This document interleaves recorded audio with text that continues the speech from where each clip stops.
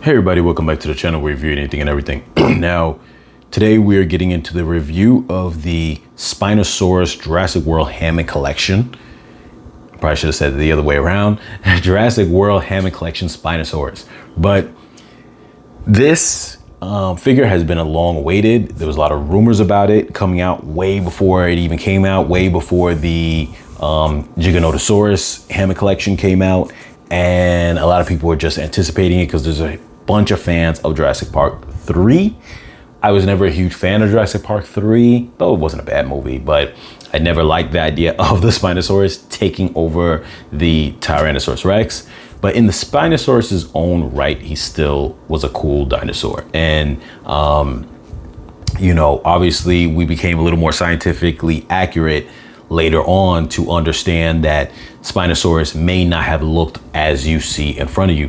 But the thing about it is that character was carved in stone when he was in Jurassic Park 3.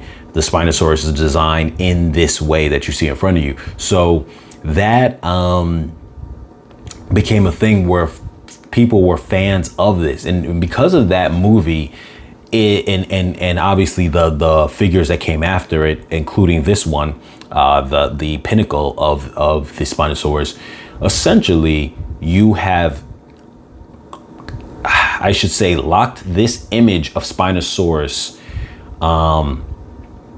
You've locked this image into the minds of people, into the creative space or the imaginative space of what we want to view a Spinosaurus as, or even like a different version of a Spinosaurus, if you want to call it a hybrid Spinosaurus or some other variant. But the point is that though we no longer though we now know the Spinosaurus does not look like this, scientifically accurate look like this, there will never be replacing in a lot of people's minds how they want their Spinosaurus to look. And that's where you have this. It's immortalized.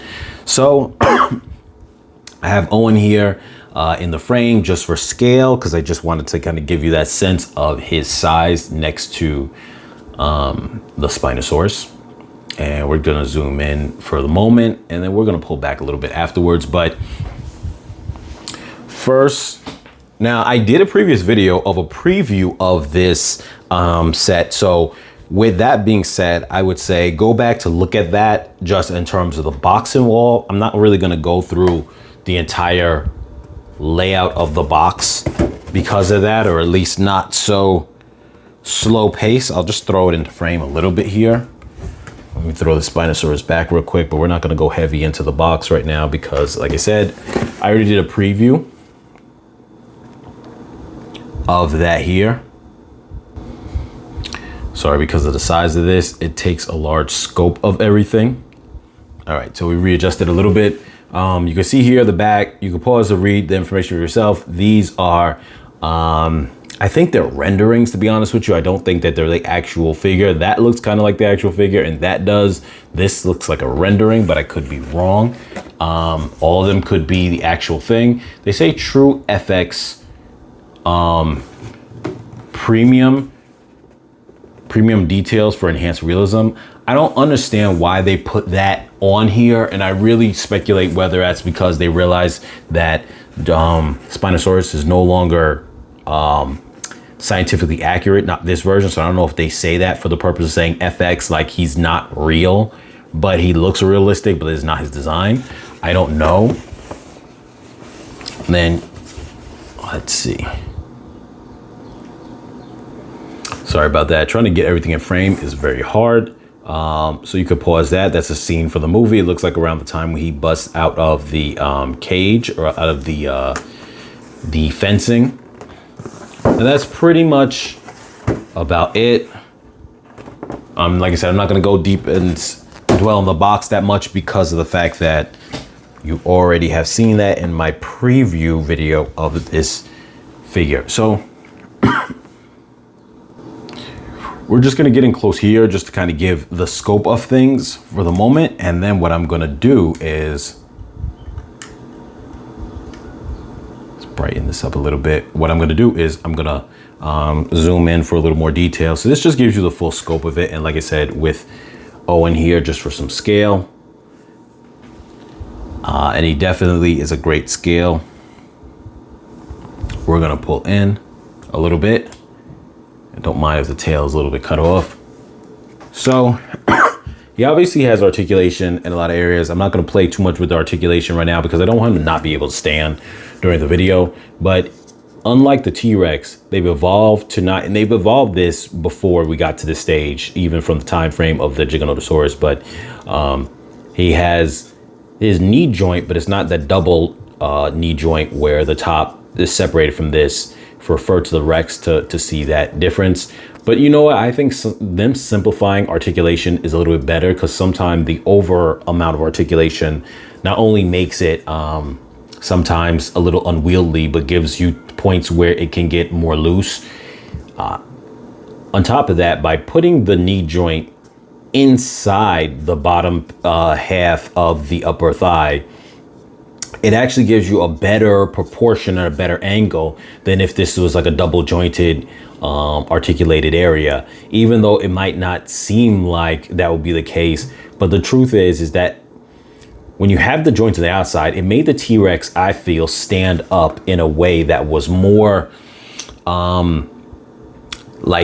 like his legs looked almost a little too long when he stood up straight, in the way where he could balance himself. You'd have to try to bend him as much as possible. But when you did that in the legs and the knee area, it just felt like the bending should be taking place inside. So this actually is a little more realistic, because it gives you that sense of that the bending is more in the knee and less visual to be seen. So I actually like that. Some people might not like that and think it equates to less articulation, but I like it. Also, he actually has, the Spinosaurus actually has, and I don't remember if the Giganotosaurus had this, but he's got a good amount of clicking within his lower joints in the leg areas here. He's got some clicking, and it's not in the knee area here, but here, there's a click. You can't hear it, but it does lock into place. And to me, that's a good thing. This is the evolution of when the T-Rex first came out. I used to say one of the things I don't like about a lot of articulation is the ability to get loose. But by making it a ratchet, for lack of a better word, a ratchet effect within the joints, what you do is, I'm trying to make his leg stand flush. What you do is you end up preventing the ability for it to get loose by having ratcheting. So that's always a plus. Now, also too, they did a great job with the face area, the little side jaw muscles. They seem to be a little, they seem to be less thick than the one of the T-Rex. And I think that's just because of his mouth being a little bit more slimmer. It's very long, but it's a little slimmer and seems like less bulky in the way the muscles would be. And that's fine. I do hope that they don't wear over time. The T-Rexes have been fine for the time that it's been out, but then again, I don't think anyone's playing with their Rex in that kind of way. Well, I have my Rex is actually for my kids, and they do play with it, but I wouldn't say they put it through its paces like that. The tongue is nice. This type of tongue originated with the Epic Roaring T-Rex, which then trickled into the Hammond Collection T-Rex, and further down the line for all the big Predator Hammond Collection dinosaurs. But it definitely looks nice detail. The paint job on this figure is amazing, and I hope that's showing up on the camera. The teeth, they did a good job with these teeth as well, which is actually great. And just the whole design of the mouth and everything is really nice. The face and the glass eye is done very well also. Try to get some extra light on here. You can see that it looks really nice. It really feels like this was taken straight out of the movie, and I really like that a lot. And then when you look inside the mouth, a lot of good detail as well. And he's got that thin profile mouth, which is fitting for him. And the paint job is nice, though I will say this, and it's funny because actually the day that that I gave this to my son, the day we went to the park, and I seen another kid with this too, and I saw that his had scuffing marks just like this, or at least like paint detail, almost like Legos coming off. And I was like, oh, was that because he was playing with it? Maybe because maybe the kid was playing with it a lot. Then I actually looked at the one here that I had at home, and I realized that it's the same thing. So I don't know why that was intentionally done like that. It's not a thing where it's like it got scraped or scuffed, because this was straight out of the box, and it looks like that. So it's not a big deal. Maybe they put the dark colors on there as like a wash, because it doesn't, at first it looks like it was scraped, like as if the paint was scraping off, but then you realize maybe it's just a wash that they put to kind of highlight certain areas, because it doesn't actually, when you look at it close now, it doesn't look like scraping or loss of paint. It looks like they applied paint on the tip. So that's interesting. Also, something I just noticed actually in this video, let me move this up a little bit, this separation line where it fuses this. Now, it's not a big deal, but you don't see it on the other side, so a lot of people probably wouldn't even notice that. And I think that his proportions are really nice too, in that Spinosaurus was never too bulky in the stomach, even in the movie. So that's one thing where it's nice. He was never super big and heavy. He didn't have that appearance. But I always felt that the very final scene of him looked different than what you see here. I feel like this one depicts the movie very well in almost all the scenes. And I always felt that the final scene of the Spinosaurus, when he is walking away from the water with that crane, he looks like his tail looks shorter, and he looks like a little bit more chunky in the stomach area, and he looks a little just more compact. And I always thought that it looked odd, like that image of him was a little different than the rest of the ones in the scenes. And what's funny is the older toy, I think, fit more that look than all the rest of the scenes in the movie, which this one fits all the rest of the scenes in the movie. Once again, I have Owen there, and it gives you a sense of when they had the plane, it probably was somewhere around that kind of height. So one thing I wanted to do, because I had this thought in my mind for a little while, I wanted to take a piece of paper. I wanted to roll it up and give a sense of that. This is not the exact sizing, but you know, something close to where it'd be a little bit bigger than this. I could have rolled it a little bit wider than this, but you get almost a sense of this. But the plane and that kind of vibe of where he was tossing around the plane and they're rolling around in it and stuff like that. The truth is that it doesn't even look that off from the size, because when they're rolling in it, it looks smaller than when they're sitting in it. But nonetheless, you know, you could kind of just imagine that scene, and he's got his paws on the plane and he's rolling it. So yeah, just felt like doing that. But what we're gonna do now is, as always, you guys, we are going to bring out the tape measure so we can measure this guy at the height that we have him right now. We're gonna measure on the back of the hips. So let's measure this thing out. The length that we're looking at here is roughly about, I would say, 25.5 to 26. I would say you could kind of say it's 26 if I maybe straighten out the snout a little bit. Let me try to do that just to make sure that he's his full length going out, because I feel like it's right there from being about 26. Yeah, you could say he's 26. He's 26 long, and his height, we're gonna go to the lower part of the spine, but the top of the back area. So I'm gonna measure that about, let's see, will my thing stay? Of course it doesn't. I'm gonna measure about here, where you still, the meat of the body still start to converge onto the spine, and that's about 8.5 inches, we would say. Now, you guys know that, excuse me, you guys know that I like to do things in scale here, and of course, Owen is refusing to stand. Let's see if we can get him to stand. Okay. Okay, good.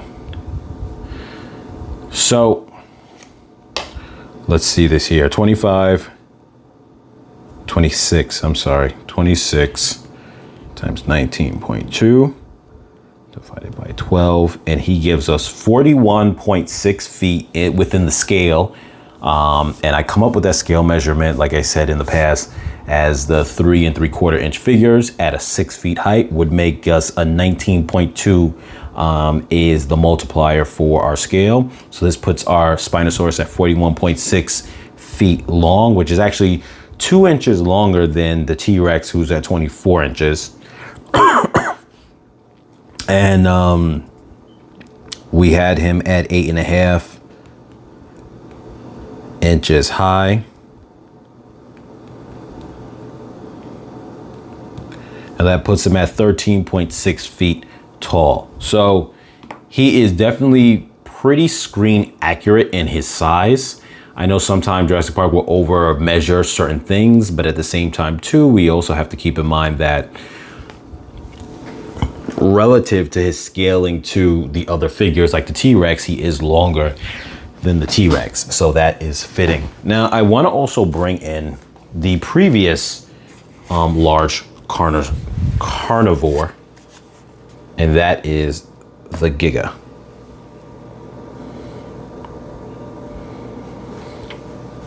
And of course, I don't know if this guy's gonna be able to stand right now.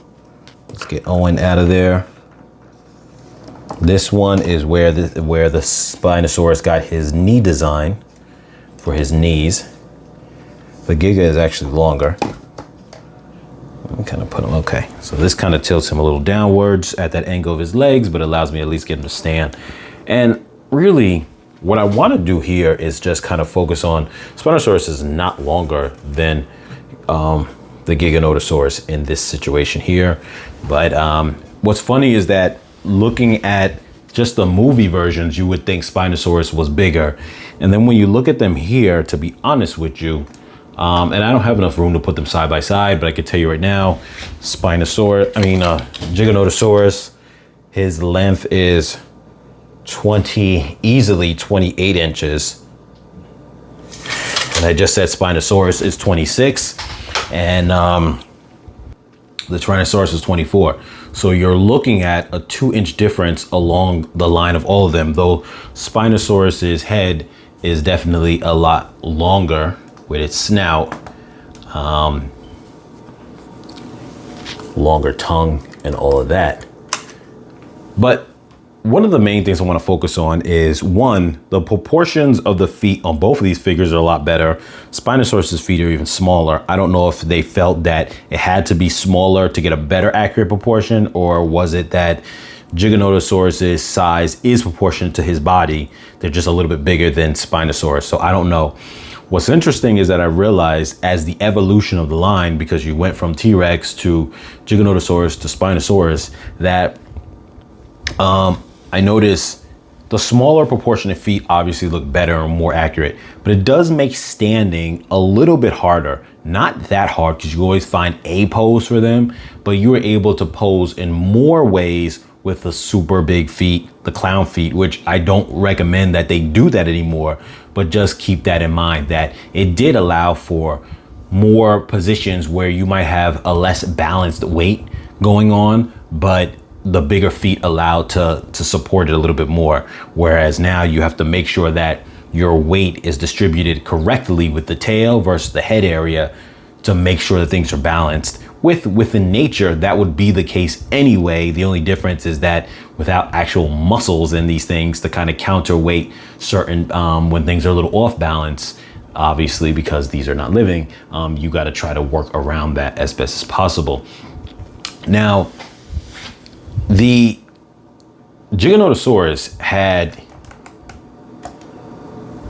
this portion of the tail, which is hard, a midpoint articulation before you had the final part of articulation, which was bendy. And then when you had the Allosaurus, who just simply had a long tail, because the Giganotosaurus is very similar to the Carnotaurus, who came before it.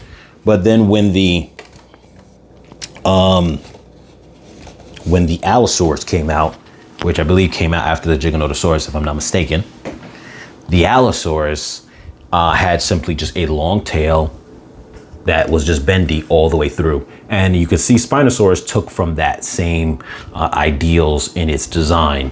And so it doesn't have a midpoint articulation. It's just all bendable wire, which I think is fine and it's nice. I don't think there's anything wrong with it. I wouldn't say that it's more negative or positive. So it's pretty good. But what's interesting about when you do have those kind of tails is because it's more fleshy. So you do get that sense of real feel. And I could honestly see the evolution of the Hammond collection, say maybe, cause the collection has evolved so fast. I could really see maybe 3 years from now, maybe 5 years from now, they get to a point where the tails are the way they are, soft material over a wiry bend. The legs stay the way they are, hard and articulating. And the jaw being hard as well and articulating. But I could see the body and even maybe the neck being very similar to the Red Rex, where you have like soft material over a skeleton. And the reason why I don't think that's far-fetched for them to do for the neck as well is because they did that for the neck of the Brachiosaurus, where it's soft material articulating underneath the soft material like a skin on top. And obviously you could do that with the body because they already did that with the Red Rex. So I could definitely see that eventually becoming a thing down the line. But I think this figure is amazing. And where before I thought that the Carnotaurus was like my favorite figure in terms of just like the detail and whatnot, and you know, being the highest level of the Hammond collection. Other ones rivaled it, so I wouldn't say they weren't, but it's just kind of my favorite. This one, though the Spinosaurus is not my favorite dinosaur, I do think that what they did with it, as far as the detail and movie accuracy, how good the head looks, I really think that this is probably the number one at this point. And I'm not just saying it just to say it, because honestly, for a long time, I said the Carnotaurus was my favorite, even when other ones came after it. But in this case, like I said, not my favorite dinosaur.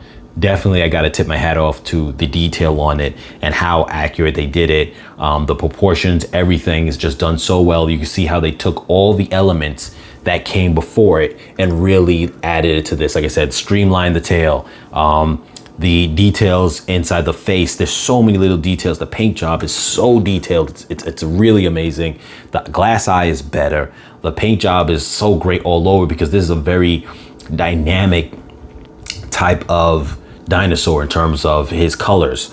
You could even see here, he's got the flesh wrinkles articulated there that look really nice. And like I said, the proportionate feet, and he's still able to stand. It just looks really, really done. The paint job's really done nice. So I honestly say that this is probably the top at the moment. Yeah, I mean, you can give the debate for some of the other ones, and that's fine. But definitely, if someone argue that this was the best Hammond collection figure, I would definitely say you can't really argue with it. And as always, you guys, I'm gonna have the link in the description down below.